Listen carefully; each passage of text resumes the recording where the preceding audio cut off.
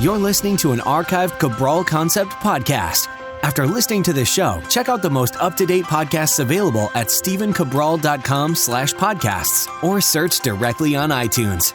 And now, welcome to the Cabral Concept, where board-certified naturopath and integrative health practitioner Dr. Stephen Cabral shares how he was diagnosed at the age of 17 with a life-altering illness and given no hope for recovery. It was only after studying and traveling all over the world did he discover how to combine ancient Ayurvedic healing practices with state-of-the-art naturopathic and functional medicine to fully rebalance the body and re-energize it with life. It's time to discover how to get well, lose weight, and finally feel alive again. And now, here's your host, Dr. Stephen Cabral. And today, I have a very special Total Wellness Tuesday. I want to share with you a story about how I used to do Sunday dinners at my grandmother's and how she actually perfected the art of food combining without even thinking about it, without even trying. Now, why does food combining matter? Well, the reason why it matters is because foods get assimilated and digested in your stomach at different rates. And if you don't follow these specific natural laws, what happens is we can get more sluggish after meals. We can get more acid reflux. We can get bloating, fermentation in the gut, bacterial overgrowth, lethargy, headaches, all sorts of different things just from improper food combining. So what is food combining? Well, what I want to do is I want to make this really simple. I want you to actually just use common sense. I can give you graphs, and if you look at the show notes, I'll actually link up some different infographics of how best to food combine. But here's what you need to know, and here's how you can use it in the real world. When you look at a food, you want to say, when I chew this food, how quickly can I chew it up my mouth and swallow it? That's how I like to look at it. So when we're looking at fruit, when we're looking at, well, let's just say like a banana. Look how quickly you can chew that up, or watermelon.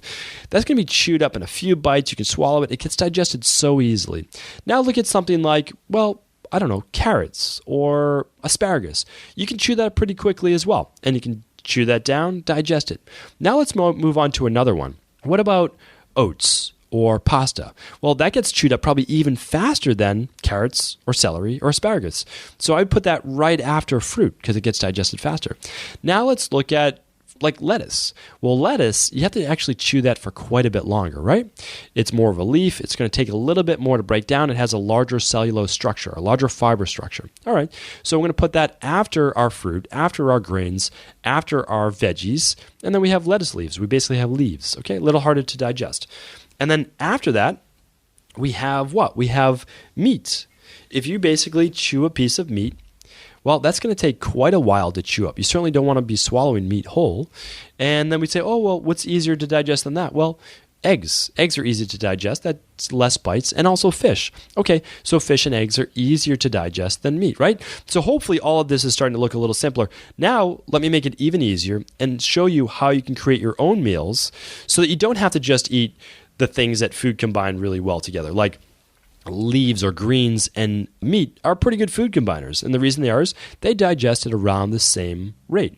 And if you're eating fruit, well, fruit should really be eaten just by itself because it doesn't food combine very well with other foods. So let's make this, again, even simpler. Let me show you how. I used to sit down every Sunday at my grandmother's. It was a really nice family meal. And I think thinking back to it, at the time, I probably didn't appreciate it as much as I really should. I was younger. I was, probably 13, 14 years old and younger. After that, we didn't necessarily do Sunday dinner as much. And it's something I missed as I got into later in high school and college. But again, you only appreciate those things looking back. So my grandmother was a nice, as you would say, stereotypical, short, rounder Italian grandmother, a great cook. And we would go over, and every Sunday we would sit down, extended family as well. It'd probably be 14, 15 of us all total. And we would sit down. The first thing we would do is we would have a little fruit cup, a little fruit cocktail. Now, keep in mind, this is not a very expensive dinner. No one in my family in particular growing up spent a lot of money on food necessarily. But we all did like to share meals, and that was obviously a great part of it. So we sat down, we had this fruit cup. And it might have even just been like, fruit from a can or something like that. But we started with fruit. After that, about a half hour or so later, maybe just 20 minutes, we then had a pasta course. Of course, Italian, we had pasta, we had homemade red sauce, and that was obviously one of our favorites as kids. So then we'd wait 20 minutes, we'd clean up that course, and then we would have a like a roast or some type of meat, and we'd have veggies with that. Okay, so that would be the next course. After that, we would actually have our salad.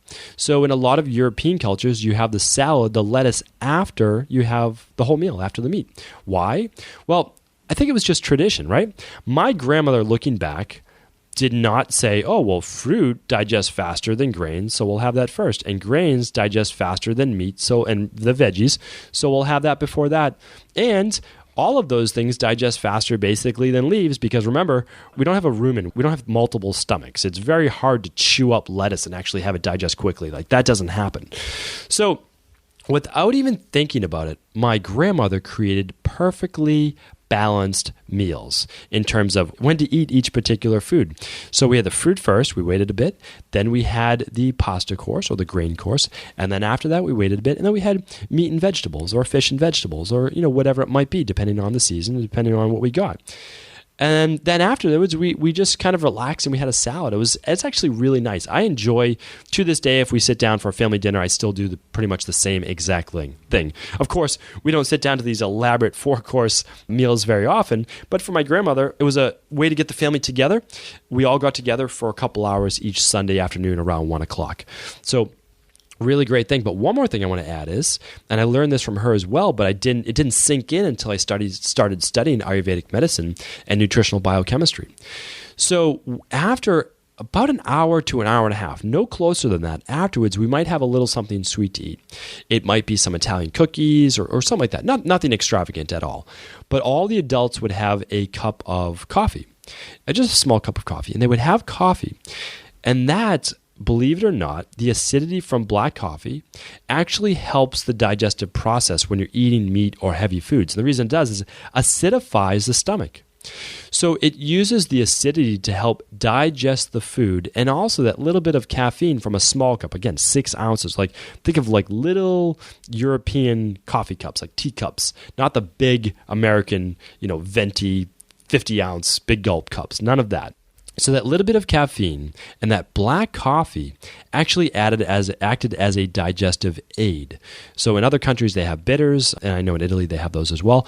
So it's very interesting. Like, she perfected it. But again, she knew zero about nutrition, really. I mean, that's the truth. She just knew the foods that she liked, and she knew what she grew up with. But I can guarantee you that happened over millennia with different European cultures. They understood that, hey, eating fruit really with meat, that's not going to food combine very well. I get bloated when I do that.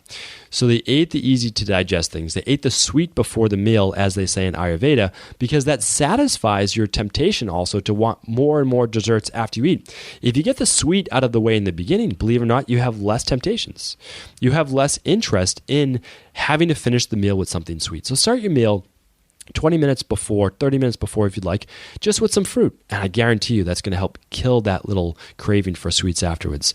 So hopefully that gave you a little taste into what it was like for my grandmother cooking us these delicious meals, and maybe how you can do the same in your own house and be able to get all the different tastes in your meal and food combined perfectly. And then also when you go out to dinner, well, you can also say, well, hey, if I'm going to do something, if my plate has some rice on it or something like that, and then has veggies and has some fish, or however you like to design your meals, well, you might just eat that rice or that starch or something like that, the faster digesting thing first, and then get to eat the others as well. And if you have digestive issues, I certainly believe that will help. Hopefully you enjoyed today's episode. It was one of my favorites. And again, thank you for tuning into the Cabral Concept. Ever wonder what the best sauna, blue blockers, sleep trackers, wake lights, salt lamps, or other health gadgets are? Or what about the top non-toxic mattresses, sheets, soaps, bath products, toothpaste, and cookware? Or would you like to know the cleanest choices for hemp parts, meal delivery services, supplements, and much more?